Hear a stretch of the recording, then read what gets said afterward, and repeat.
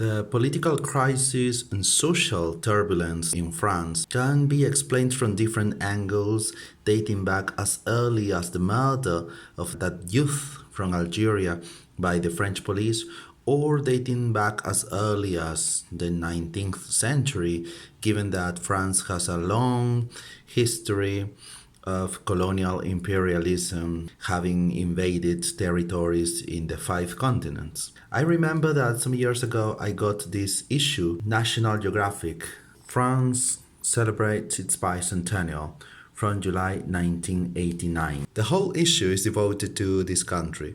For instance, Liberté, Égalité, Fraternité, the new, the enduring Paris, the Great Revolution, two revolutions, letters from France, high tech, the future is now, a castle under the Louvre, the Gothic Revolution, the fine-feathered nest, la protection sociale, Tour de France, an annual madness, Marseille, a village that refuses to die, the business of chic, Paris, la belle époque. But the one that got my attention, really, and not for a happy reason, was this chapter, Unsettled Immigrants by Thomas Abercrombie, and the photos by Steve McCurry. It says, a generation of foreign workers and their children have not been fully assimilated. Caught between two cultures, they are the unsettled immigrants. Let's look at this picture. Hiding shyly behind a lesson book, a young Muslim in Marseille spent summer vacation studying the Quran. Her family, from the Comoros in the Indian Ocean, figures among the 4.5 million immigrants, many from overseas French departments and former colonies, who are changing the face of France. Let's go. Pick any dozen Frenchmen and one will be a foreigner. Pick any 20 and one will be a Muslim. Go to the great Mediterranean port of Marseille and pick any 6. One will be Arab. Those numbers, especially the last, have in recent years tested France's long tradition of accommodating foreigners. Marseille, after all, was settled by foreigners. Anatolian Greeks some 25 century years ago settled there and called it Massilia. They may have chosen a site occupied early by Phoenicians. Some of France's most celebrated figures, past and present, have sprung from foreign ancestry. Designer Pierre Cardin and actor Yves Montand hail from Italy. Picasso was born in Spain. Charles de Gaulle had a German branch in his family tree. The literary genius of existentialism and Nobel laureate in 1957, Albert Camus, had a mother of Spanish descent and he was born in Algeria. After the 1789 revolution, the young French Republic became known as a land of asylum. Today it shelters 140,000 political refugees, Vietnamese, Chileans, Iranians, Poles, Palestinians. After both world wars, workers flowed in from Italy and Spain and Portugal to help rebuild and sharing France's prosperity. They blended in. Perhaps 750,000 Portuguese remain. Then came the revolts in Indochina and Algeria and the ending of France's empire. French colonials came home, many of them bitter. After them came thousands upon thousands of former colonial subjects in search of work, perhaps 1.5 million from Algeria, Morocco, and Tunisia alone. They were welcomed at first, since France had a labor shortage. The labor shortage evaporated, but the population of Muslims in France continued to grow. Marseille is the clank and drone of cranes and conveyors, the hum of pipelines, and the curses of longshoremen in a dozen languages along 40 miles of modern docks and yards that dominate commercial shipping in the Mediterranean. Marseille is the vieux port, old port, that once harbored creaking caravels plying routes to Africa and the Orient. At the foot of La Canebière, Marseille's main street, fishing smacks crowd the quay in early morning. The captains hawking mackerel, tuna, and conger eels fresh from the nets to housewives or to chefs from waterfront restaurants. But Marseille is the gateway for the Arab influx. Some of the immigrants entered illegally. Many more were legal but have remained strangers to almost all aspects of French society.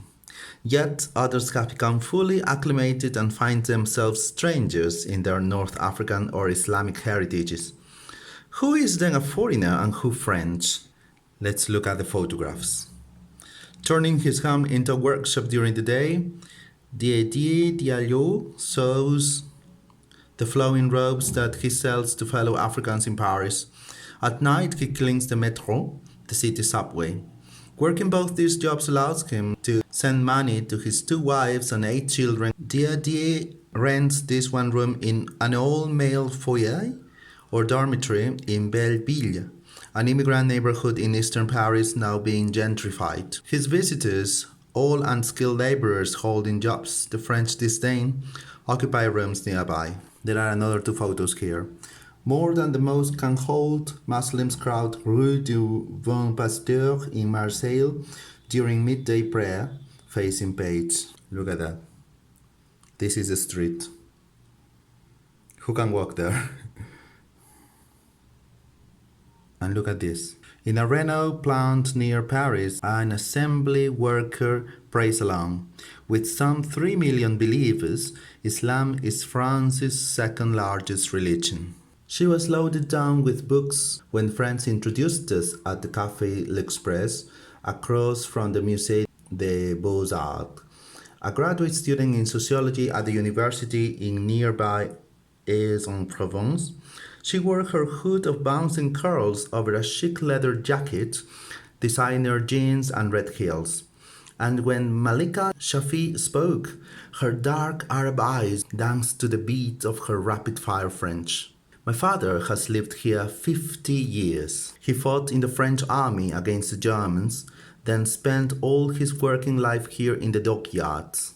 Every August he would take us on a big white ferry boat, the Liberté or the Napoleon, back to his native Oran in Algeria.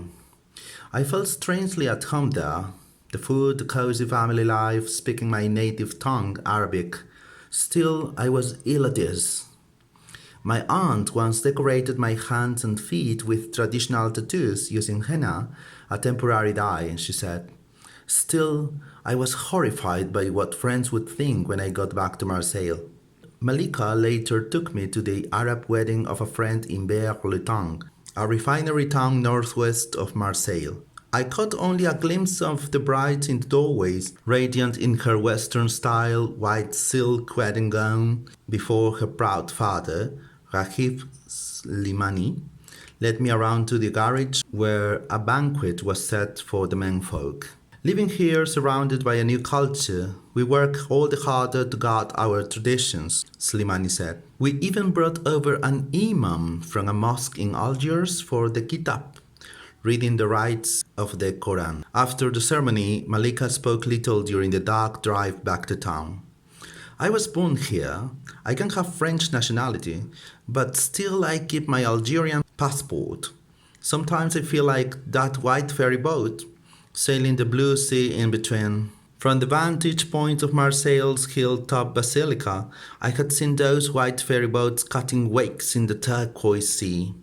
Smiling down from behind me, the golden colossus of Notre Dame de la Garde, our guardian lady, Marseille's patron saint, keeps her vigil where red tile roofs spread across chalky promontories between a dazzling sun and the bright Mediterranean. That radiance renders all the darker Marseille's shadows. Let's look at the photo here. It says, television intrudes on the Eid al-Adha, or Muslim feast of sacrifice, in the apartment of a Tunisian family in Marseille. As the electronic images hold the attention of Farid Gangzoé and his sister Anissa, a sheep killed in the kitchen that morning in customary fashion waits to be cooked and eaten. This major festival marks the end of the annual pilgrimage to Mecca. Each of those ferry boats brings another 800 problems into the country, complained a journalist acquaintance when we talked about France's immigrants. The conversation was disquieting. Jean Paul was an educated man, well traveled, articulate in French and English, yet he was convinced the foreigners were a menace. Unlike the earlier Christian immigrants, these North Africans are different. Different race, different languages, different values. The birth rate is twice as high as ours. They'll change our way of life. They'll take over. We should deport as many as we can, isolate the rest. He concluded, then urged me to visit South Africa to see how effectively a race problem can be solved. In the 1970s, France's alt-right National Front Party began raising a racist cry. Tomorrow, if you are not careful, they'll be moving into your house, eating your supper, sleeping with your wife, preached Jean-Marie Le Pen, the party's founder and leader. In last year's presidential elections, Le Pen and his followers captured 15% of the votes countrywide, a surprising performance. Street talk was laced with racial slurs like Milon, Frise, Bronze, Melon, curly head, darky. A Marseille taxi driver taught me one more when he cursed over his shoulder as a caftaned old man he nearly ran down. Fils de chameau, he snarled. Son of a camel. Aland, a group of students formed SOS Racisme. It organized protest marches, television panel shows, and a Paris benefit concert that drew 400,000 to the Place de la Concorde. SOS Racisme, or Racism, sold campaign buttons with the motto Touche pas à mon potre, or Hands off my body. They sprouted on 2 million lapels across the country. From his City Hall office overlooking the Old Port, Philippe San Marco directs Marseille city planning. The energetic socialist vice mayor also commutes to Paris as a Marseille deputy to the National Assembly. Integration, not apartheid, will solve Marseille's problems, San Marco insisted. But for integration to work, we have to raise the living standard and with it the dignity of our immigrant population. Above all, integration takes time. The newest wave always takes the brunt of it. My grandfather was born in Palermo, but today the San Marcos are totally French. One, he added with a wink, even sits in the parliament. He and his American-born wife, Stephanie, led me on a brisk walking tour of projects to revitalize Belsunce, a heavily Arab quarter. A new covered bazaar encouraged smaller vendors off already crowded streets. In Belsunce, I was to find shish kebab delis and open-air bazaars overflowing with shoes, dresses, spices, lamps, and radios that spilled into narrow streets. Arabic signs advertise Egyptian movies, couscous restaurants, or modest inns like the aptly named Funduq al-Alamain, Hotel of the Two Worlds. Rue du Bon Pasteur, named for Christ, the Good Shepherd, is the soul of Muslim Marseille. Near the Islamic school, I browsed in a bookstore that sold finely bound Korans and collections of the saints of the Prophet, prayer beads, and compasses that point a believer toward Mecca. Down the street, cages of chickens and rabbits clattered the butcher shop, whose Arabic sign advertised its meat were halal, slaughtered according to Islamic rites. At number 22, I entered the mosque. As-salam alaikum. Wa alaikum as-salam. I exchanged greetings with the aged muezzin, who showed me through the two-story sanctuary, newly painted in shades of green. Our first mosque was in a rented garage. In 1977, we dedicated this larger one, a former perfume factory, the old man said. It is still too small for our growing community, he said, then excused himself to call the Friday prayer. Let's look at the pictures here. Toasting their future happiness, Milou Tula and his bride Ketra Gitting celebrate the first stage of a traditional wedding. Both from Algerian families in Marseille, the couple is in the minority. About 80% of North Africans in France who marry choose a non-Arab mate. Winner of France's top literary prize, the Prix Goncourt, In 1987, Moroccan Tahar Ben Jelloun is a hero to fellow North Africans slowly adapting to this foreign land. Outside, the street was already closed off, and merchants were paving it with bright red carpets from their shops, fitting them around parked Citroëns and Renaults. The street soon filled with rows of men bowing toward Mecca. Some protested when photographer Steve McCurry turned his cameras on the scene. I tried to calm them, pointing out that the photographs would show the need of more facilities for the city's Muslims. True, pictures of praying in the street signify not enough mosques, but we have seen many captioned, "Too many Muslims," explained Abd el Magid Sultani, a trustee of the mosque.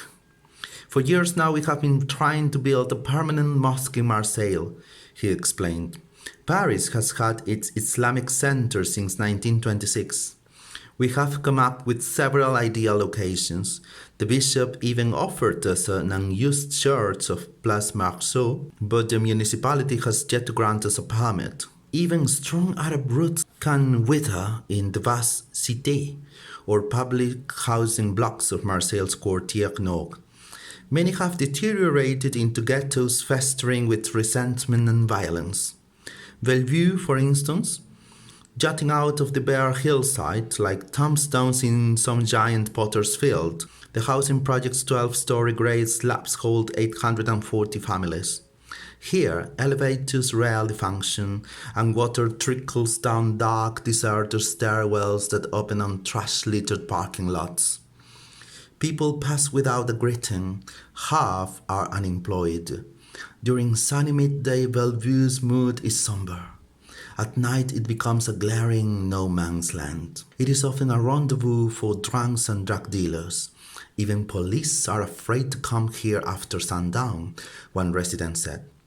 Less extreme is La Savine, another nearby complex which reserves a fourth of its 1,370 units for immigrants. As older, more successful immigrants move on, flats are snapped up by newcomers. Mailboxes in the hall of Block 23 read like a UN roll car. Aid Amar, Duplang, Mbaye, Bonifacio, Jimenez. I struck up with a group of teenagers in jeans and jogging suits loitering in the parking lot. Ahmad, a tall, clean-cut lad, did most of the talking. As you can see, there is not much for young people to do around here, Ahmad said, his hand sweeping the barren panorama. Downtown is far away and expensive. I did well as an auto mechanic, Ahmad continued, but I was laid off 3 months ago. Most of us here are out of work. France's unemployment rate is 10%. Marseille's is 12%. Foreigners are the first to be laid off. That's why a lot of young people here are on drugs, he said. It's one escape from the boredom and a way to turn a quick franc. Do you want cocaine? Just talk to that guy over there in the red Honda bike. Joke another boy, he chummed. Ahmad cut in. Knock it off! Look, we don't go to the mosque or pray 5 times a day. That's for the old folks. But we still believe in Islam, Ahmad said as we rode the shuttle bus together down to Bougainville metro station. And we were taught to obey the law. We do, but what does it get us? Hisham complained. Never mind. Right now what we need most are jobs. Some money, Ahmad cut in. When you have money in your pockets, you'll get the respect. Proof of that is Algerian-born Nasser Saber, at 33 already a merchant legend in this city of merchants. I met him at his warehouse headquarters near the port. Stacks of letters, catalogs, fabric samples, and contracts had piled up on his desk, bearing the telex, the fax machine, and his computer. Somewhere under the drift, a phone was ringing. I came to Marseille from Algeria's Kabylie mountains when I was 17, Saber said. Notre-Dame de la Garde has entranced me since I was a kid. Drew me like your Statue of Liberty draws immigrants to America. I started by selling jeans and t-shirts over my arm along the street and in hotel lobbies, he continued. 2 years later, I opened my shop in Belsuns. I call it Papi, Grandpa, in the local Provençal dialect. Today there are 17 puppies in Marseille, a new one in Paris. We are planning others. The phone again. A real estate deal. The conversation was mostly in francs, lots of francs, about $4 million worth. While Saberg negotiated, I studied his wall. A framed gold medal from the city's Chamber of Commerce was dwarfed by a 6-foot-long photograph of a blue tennis shoe. Later, I traded 59 francs for my own pair of those blue Super Saber shoes at a puppy store, and the salesman plopped them into a plastic bag. No advertising mud outside, just a picture of Notre Dame de la Garde looking down on her city and the motto, J'aime Marseille. France's ringing national anthem, La Marseillaise, immortalized the peoples of this city, and it is so named because Marseille regiment sang it so enthusiastically during the revolution. And on Bastille Day, its people still do. Close by the reviewing stand, I squeezed in among some of the darker faces that peppered the crowd. From where we stood, the famous anthem was nearly drowned out by a group of striking coal workers. Denied a place in the parade, they gathered on the quay in their coveralls and hard hats, brandishing miners' lamps and red flags of their communist union, and chanting its anthem. Squads of young soldiers and sailors passed in smart review, followed by blue-helmeted gendarmes on motorbikes, lumbering tanks, and a convoy of polished red-fire trucks.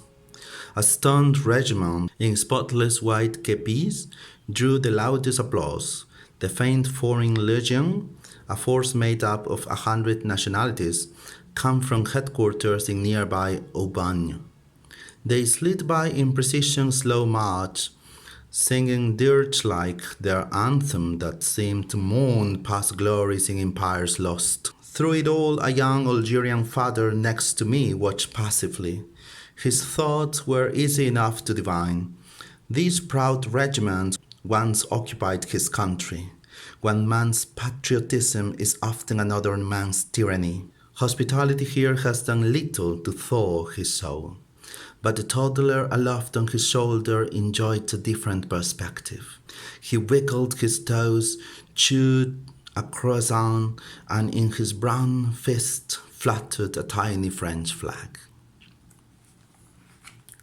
So, after 34 years, the situation that was described, announced, or predicted here is becoming a reality for the good and especially for the bad. Let's see what the French government does, what French society does in the short and in the long term. I am optimistic that it will be a win-win for everybody that can call themselves French and that appreciates their country. But it also depends, I guess, the policy or the actions of France in many countries like the African ones. I wanted to share this issue, this special issue by National Geographic, and well, let's reflect on that and let's be expectant of what will happen in France in the next years and decades.